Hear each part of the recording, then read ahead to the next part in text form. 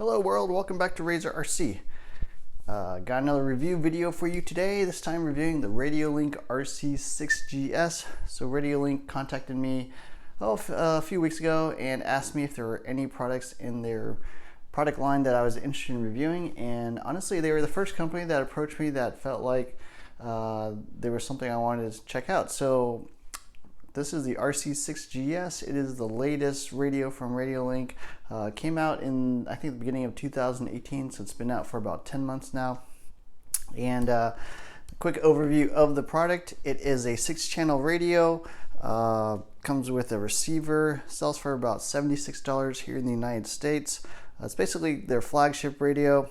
It's kind of a little bit hard to characterize what type of radio this is. I mean, it's a surface radio, but it kind of slots in above RTR radios. I'd call it kind of a budget radio because it's fairly inexpensive, below that $100 mark. But the features really bring it more, in the category of like the entry level, like $130 to even $200 range. So it's kind of got the features of a higher end radio for a fairly budget price. So anyways, just wanted to go through this radio real quick. Here it is in front of us.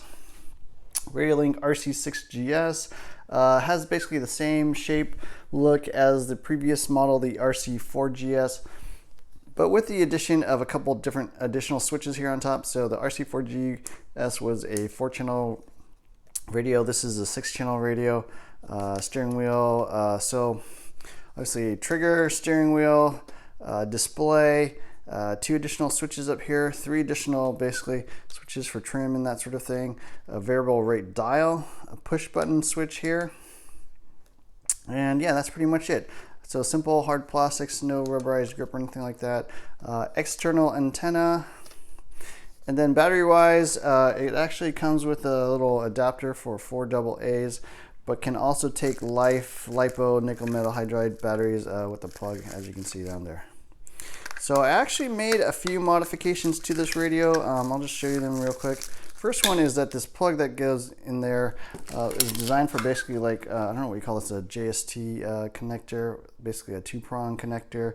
And so it was just fitted for that, but obviously most batteries use like a Futaba style connector, basically a 3-prong connector. So I just kind of widened up that hole a little bit so this would actually fit and go in there. So yeah, it's pretty cool. You can use different battery types. Put that bag in there, and then use your choice of battery. So a little bit unusual in this class. Not too many radios under $100 actually will support more than one battery type. So that's the batteries, and then turning it on. There's a little switch here on the side. So there's a data port to update firmware, an on switch, and then basically a DSC plug, so you can use this as a basically simulator radio for your computer to, I guess, for virtual games, that sort of thing. So this is what it looks like when it's turned on. Got the model name. I was hooking this up to a Pro SC10. The voltage of the battery, name of the radio, and then basically your steering and throttle indicators to show when they're actually being used. And then the number here is basically the sub trim that it's set to. So it's set 4 to the left. To get into the menu system, basically you hold down the enter and exit buttons on the right and left simultaneously for a second. And then these are all the different menu options. So you got language, you can choose English or Chinese, 10 different models that you can select from. And then endpoint adjustment for steering, throttle, and then the various channels. All 6 channels. Steering expo, so basically this adjusts the sensitivity of this radio. I have it set to -15%. I actually did find that the steering seemed like it had a little bit of expo already built in, so -15% made it feel like a normal neutral steering, so that's why I'm running that. Steering speed you can adjust, so I think this basically makes it like jump to different values, or you can actually slow this down if your servo is too fast. Throttle expo, similar to steering expo, but you have different curves, so you can actually adjust like a 5-position curve. You can do just a normal VTR rate, and then can actually turn this on and adjust the throttle rate directly like that. So a little bit unusual to have so many different options, but kind of interesting, and you can adjust braking as well. Throttle speed, so you can basically have the trigger like instantaneously go up to a certain value. So for example, let's say you want every throttle trigger pull below 20% to just go straight to 20%. You can actually adjust throttle speed to turn that on. So normally it's set to 100, but I guess you can reduce that for different. There's a couple different speed types. Not really sure what that does, but I guess those are two different values that you can actually set. So I am going to turn that back off. Next is anti-lock brake system. So a lot more adjustments than every other radio I've seen. There's like duty cycle, I don't know, delay, all these different things. Honestly, it's fairly advanced. Acceleration, I'm not really sure what that is. Honestly, like acceleration, idle up are things I just normally would not use. Tons of features in this radio. So set trim, of course, as with all radios, or more the higher end radios have that. Basically to set the center of your steering. You can reverse all the channels in case your servers are upside down, etc. Dual rate basically reduces both sides of your steering or both sides of your throttle by a certain amount. So normally you set your endpoints, and then if you find there's still too much steering, you can reduce both sides equally by using the steering rate. ATL, honestly don't know what that is. Mixing, for basically combining multiple channels to be controlled by a single channel. And then all the different switches you can set to control different channels. So for example, I have the variable rate knob to control channel 3. Change the name of the radio, so it supports all these different characters, basically A through Z, a few special characters, and the numbers. Alarm, so basically this radio will beep at you if your battery is below a certain threshold. Gyro is actually pretty useful. I've been testing it out with my Pro SC10 two-wheel drive on dirt, and it's actually found to be very useful. Helps actually control the car. So basically, a gyro is inside the receiver. Basically, is paying attention to how the car is moving in relation to how you're trying to steer. So if it's oversteering, it'll basically reduce the steering a little bit. If you're understeering, it'll increase the steering. It's to basically try to get you in the direction it thinks you're trying to steer towards. Fail safe, so you can adjust them. The fail safes, they're all 0 normally on various channels. And then reset is basically go back to factory reset. So yeah, that's basically what the radio looks like. Foldable antenna, you can go up and down, and yeah, that's pretty much it. So I wanted to rate this radio in a bunch of different categories, from 1 to 10 basically. 5 meaning it's average in its class, so sort of this budget $75 range. Not a whole lot of radios in this range, mostly occupied by things like the TQI from Traxxas. FlySky's got an FSGT3C, a few other radios. And so 5 is average, 1 is really poor, 10 is perfect, or basically as good as possible. So that's how my rating system works. The first thing I want to talk about is the design and construction of the radio. So basically how it appears, how it feels, the quality of the plastics. And overall, I think it's a fairly good looking radio. I mean, I actually do like this pewter sort of metallic gray color. The plastics actually feel quite nice. It feels like a more expensive radio than it actually costs. Really the only thing I don't like is the antenna. External antennas are pretty 2010-ish. Pretty much all modern radios nowadays have a integrated antenna. Now this probably does help with the range a bit. They claim 400 meters, which is crazy far. So that probably actually helps, but I think most people would prefer to have an integrated antenna. This looks like something that'd be kind of easy to break, and I'm always worried when I pack this away in my RC bag whether it's going to actually break off in transportation. So that I don't particularly like, but overall the quality and design, everything seems quite nice. The display is quite nice. These buttons feel pretty good. Switch on the side is good. Yeah, just a very good looking radio overall. Looks a lot more expensive than I think it is. yeah, so I'm going to rate it a 5 out of 10. Definitely if it had an integrated antenna, I'd probably actually give it like a 7 out of 10, but that antenna is probably one of my major gripes with this radio, and so that's why I'm giving it a 5. So next category I want to talk about is the features, and this radio packs a ton of features. I mean, you're talking 6 channels, you're talking integrated gyro, you're talking every possible adjustment under the sun, EPA, expo, throttle speed, mixing, I mean, a bunch of stuff I don't even know what they do, honestly. So a ton of features, a ton of adjustment. I mean, it doesn't have telemetry, but no other radio in this class has telemetry. Multiple battery types, just a really good radio overall. Tons of switches, obviously. Crazy amount of features for this price. I'm actually going to give the features a 10 out of 10 because nothing in this price range even touches this radio. So features, 10 out of 10. Moving on to controls, and that's basically how these switches and wheels and trigger and everything feels when you're using them. Steering wheel has a tiny bit of play, as you can see, but overall quite good, nice foam. I'd say the spring tension is a little bit on the light side. I normally run something a little bit stiffer, but these switches feel good on the sides, so 3 different switches there. And then the 2 additional 3-position switches up top.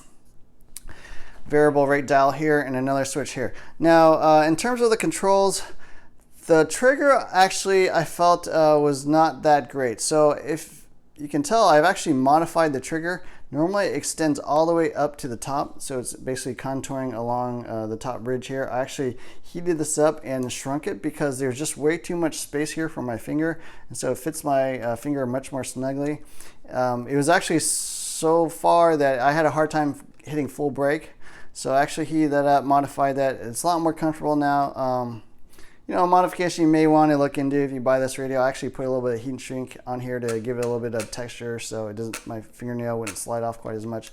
So the trigger is, to me, too far and too big of a space. So it still has a fairly long trigger pull. If you have short hands, or I'm sorry, short fingers like me, you may find it a little bit hard to use.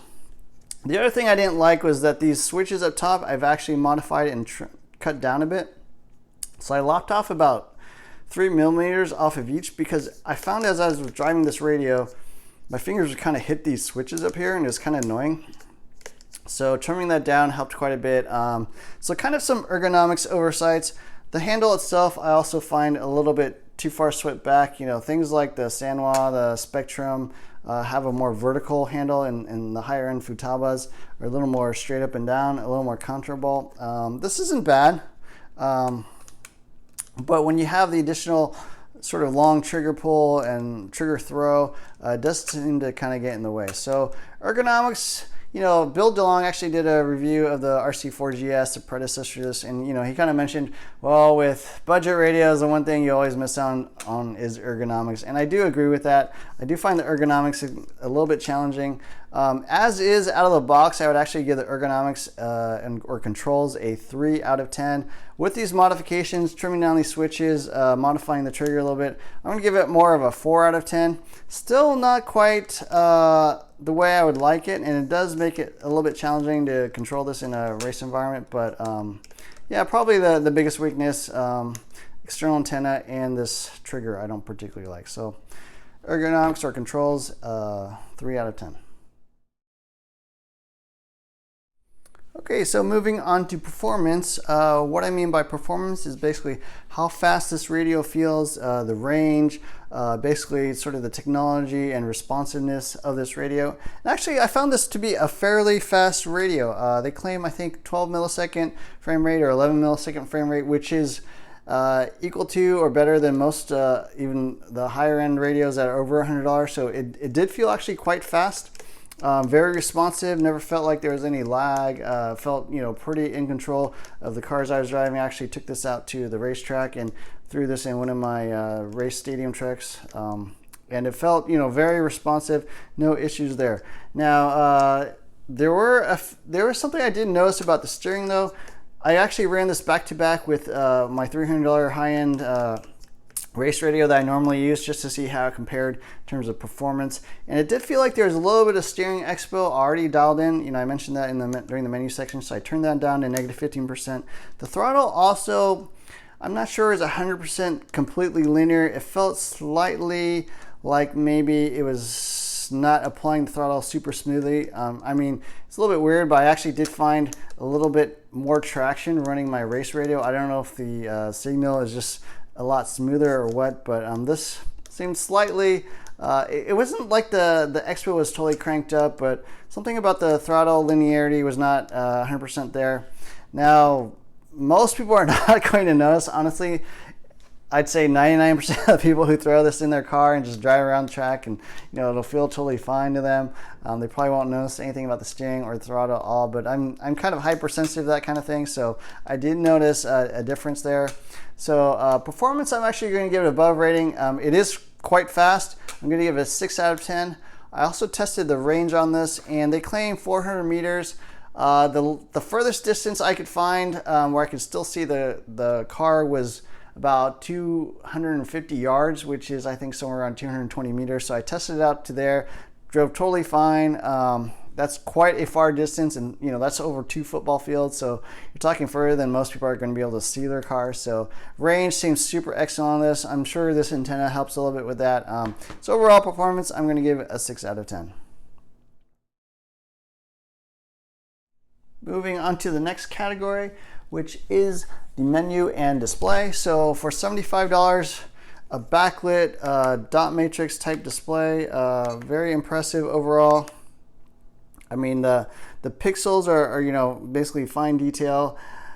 I think this is a really good menu and display. I had no complaints about the menu. You can pretty much figure out how to do everything just by looking at it, and you know, it's a very logical layout, especially as compared to some other radios I've seen where it's really hard to find stuff or figure out where stuff was placed. So menu and display is one of the highlights of this radio. I'm going to rate it an 8 out of 10. Excellent overall. The fonts are a little weird looking to me, but you know, it's fine. And overall, I really like it. So let's move on to the receivers, and the receivers are 6 channels. I actually don't have it with me where I can pull one out because it's actually installed in my Pro SE10, but the receivers are $15, 6 channels, have an included gyroscope. Just really good value overall. So for receivers, I think you're getting a lot of value for that cheap price.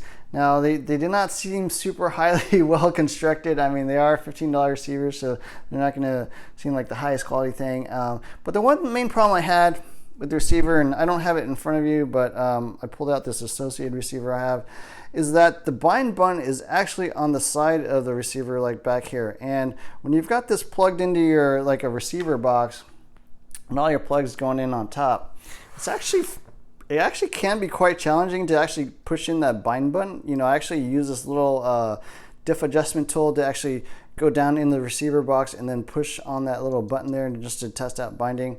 Binding also did not seem quite right in the manual. It says to like push the bind button twice within 2 seconds to bind, but that didn't seem to work. Still not 100% sure how you bind these receivers. I think you hold down that bind button until it flashes and then push it again with the radio on next to it. That's my best guess, but you know, honestly, the instructions are not super clear, and I don't have another receiver to test. So receivers wise, I'm going to get above average score because it is a good value. It is 6 channels, but I really don't like where they place that bind button. They really need to put it somewhere on the top so you can access it directly because everything else is going to be visible from the top. So moving on to the battery, I think the battery choice is really, really nice on it. As I mentioned, it takes 4 AA's, which is fine, but you can pull that out and throw in a life battery like I have, or a LiPo battery, 2S or 3S capable. You can stick in a nickel metal hydride battery. You have to make that one little modification I showed, but that's really excellent overall. I did notice one thing that I did not like, which is that there is no auto shut off or timer warning or anything. So if you accidentally leave this radio on and just throw it in the back of your car, throw it in your trunk or whatever, it's not going to shut off on its own. I left this on for an hour just sitting on my kitchen table and nothing ever happened. I never complained about anything. So the only thing that will happen is if you have your low battery voltage, if you leave this thing on long enough, it's eventually going to hit low battery and start beeping at you because of that. But I really think they need to implement some kind of warning beep or something, an activity beep like all the other radios do, because especially with something like a LiPo battery, you really don't want to over discharge those batteries. That can actually become dangerous and possibly even catch on fire and that kind of thing. So hopefully they can fix that in a later release or a firmware upgrade, but that's one thing I don't like with regards to the battery. But overall, the amount of choices and the flexibility battery wise I really like, so I'm going to rate it a 6 out of 10. Okay, so here's the manual that comes with the radio. It's actually not a full-blown manual. It seems like more of a, I don't know, simplified version. It comes in English on one side and then Chinese on the back. So if you want the full manual, you actually have to go to their website, radiolink.com, and download the full RC6GS manual. This did not have all the information inside about all the different adjustments. It's kind of a simple startup guide or an intro to the radio. So manual was okay. I did find some errors, like the binding procedure is not quite right. It talks about turning on the gyro and pushing a set ID button, but there was no set ID button on the receiver. I think the set ID button is actually just the same as the bind button. So some of the fonts and some of the spacing and stuff and some of the pictures were slightly in the wrong space. So manual wise, I'm going to give it below average score. I'm going to rate it 4 out of 10, but honestly, I've seen some other radios from Chinese manufacturers and they were much, much worse. So I don't think it's that bad a radio. Just there are some errors and this isn't even actually the full manual. So manual, a 4 out of 10. So the RC6GS sells for $76 at the time of this video here in the United States. That's a very, very competitive price. I think it's a very, very good value for this radio. It really competes more against the higher end radios, the radios over $100. Features wise, it's quite impressive. It's not super cheap. I think the RC4GS at one time sold for $40, which is like a crazy price.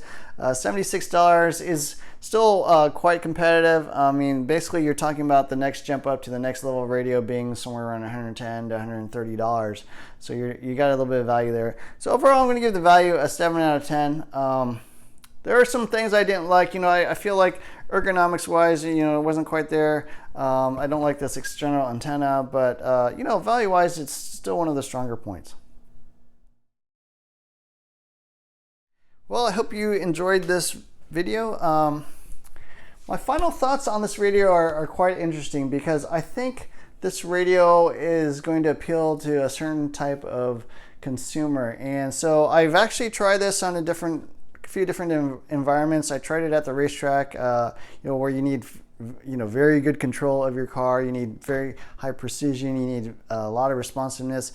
And the responsiveness of this radio is very, very good, but the ergonomics basically let me down. I feel like maybe they need to spend a little more time on the design and the controls. So it was not super easy to use in a race environment. Now, for a bashing environment, I don't think anyone would notice any of those things. I mean, it's going to feel totally fine. You don't need that crazy intense precision, going lap after lap, trying to shave off milliseconds off your lap times. So I think for a bashing environment, this is a really, really good radio because there's just so many features, mixing, adjustments you can make. You have tons of switches, controls. So 6-channel radio, so you can control a lot of accessories. You have mixing for crawling. The receivers are quite inexpensive. $15 for receivers is almost unheard of nowadays. So for a bashing environment where you have several cars that you want to use and you want to basically step up from an RTI radio, I think this is an excellent choice, especially if you're on a budget. I mean, the radio itself is inexpensive. The receivers are inexpensive. Has a backlit display, very far range. So overall, I think bashing, crawling, a little more casual environment, especially if you have a whole host of vehicles you want to control with one radio. This is going to be a nice step up from the RTR radios that come with your bashers. For racing, I probably would not normally use this radio. Still better than a lot of RTI radios out there, but ergonomics wise, I just feel like they need some improvement, especially with the trigger. So I think that's pretty much it for my review. I'm actually going to keep this. I threw this in my Pro SE10 and with the gyro and basically the durability of this radio in the range, I'm finding it to be an excellent radio to take that car out to the BMX park or to the local basher park and drive around with that. So I am going to keep a hold of this radio. I am quite happy with it in that environment. Not going to use it for racing. Probably going to stick with my other radios, but yeah, that's pretty much it. So overall, I do like the radio. I think it's a pretty good buy overall. I mean, especially for the price and the features that you're looking for, and it seems fairly well constructed. So happy overall. Anyways, thanks for watching my review. Please like, subscribe to my channel as always. Hit the add notifications button. Check out some more videos. Share with your friends. All that good stuff. And thanks to Radiolink for providing me this radio. I am quite happy actually overall with this radio, and look for more videos soon. Take care.